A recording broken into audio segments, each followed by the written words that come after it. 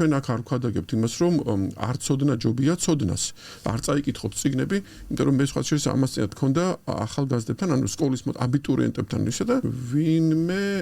ენდრუ ტეიტი ახსენეს. ალბათ გეცოდინება, მე გოიმი ვარ,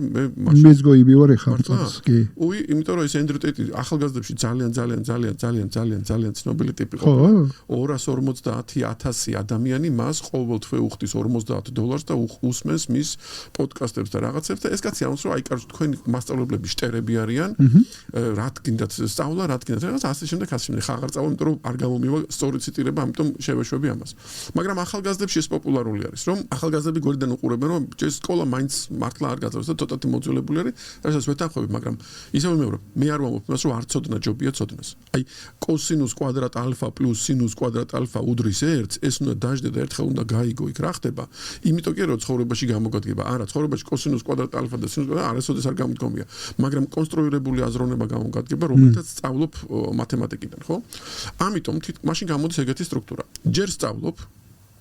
მერე ვაიმე და გაიბღინძები იმიტომ რომ მაგარი ტიპი ხარ იმიტომ რომ როგორ კაც ოთახში რო შედიხარ ყველაზე ჭკვიანი ხარ და შემდეგ ხვდები რომ აი დოჩანაშვილის შინით ამ დროს რაღაცამ იცის რა ბითურიც ხარ და შემდეგ იმ რაღაცა წერტილს ნებდები უკვე გცხვენია რომ ამას იჩემებდი გაუშვებ ამას ხელს და მოდის რაღაცა გრძნობა თუ გინდა დაარქვი ამას ნეტარება რომლითაც შენ საკუთარ თავთან აღარ იტყუები და იტყვი რომ ვაი რა კაი